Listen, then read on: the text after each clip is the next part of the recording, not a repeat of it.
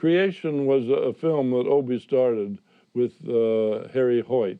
They both worked together on The Lost World. And this was similar to The Lost World in a way.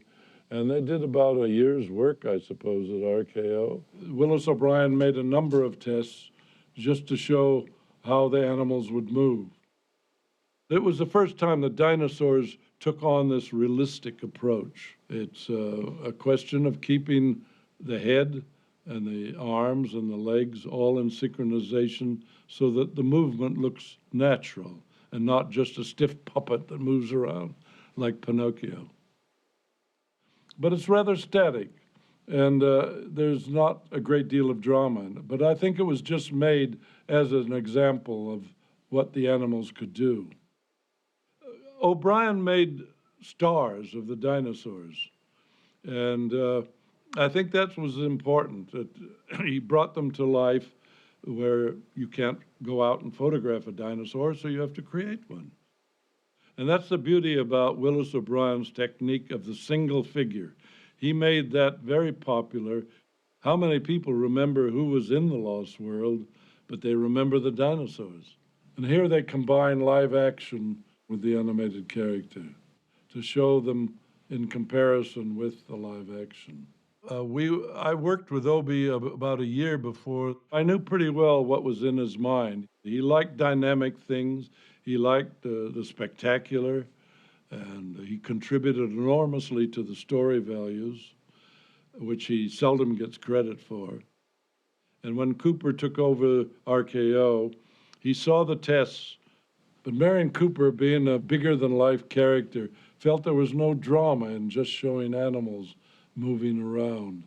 Cooper felt there should be a central character, such as Kong, to give the story a forward motion. And he had always wanted to make a film about a giant gorilla. But when he saw all of Obie's creation, he saw where they could be incorporated. And Obie had convinced him that Kong could be made in the same way.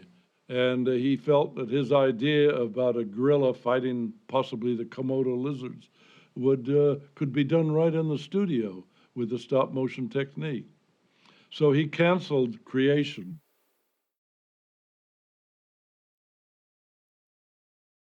And I think the next scenes show a composite. Obie liked to do a lot of them in the camera, saving the cost of building sets. There's a bird flying over the river.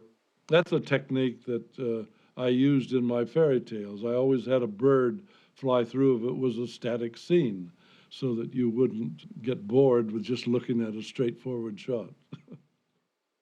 They probably put that water in the foreground as a bypack in the camera, and then wound the film back and exposed the animation. Now this is a composite shot made with the Williams process, where you see the live action in conjunction with the animated character. We used to be criticized a lot when we made the remake of 1 million BC, that man never lived in the age of the dinosaur. Well, every year you hear a new theory that man went back more than 1 million years ago. If you don't have humans with the dinosaurs, you have no size comparison, you have no drama, so we have to take that liberty.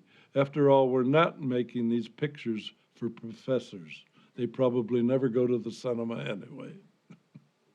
This, of course, would tug on your heartstrings to see this man shooting this baby dinosaur.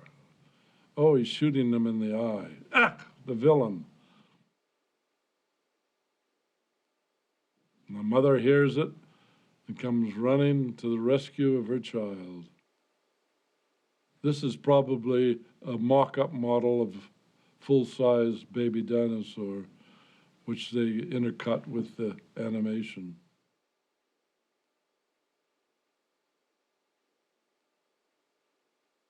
A lot of scenes from Creation, designs from Creation, actually filtered into King Kong. So I think if Creation hadn't been started, probably a lot of King Kong would be very different than what we finally saw.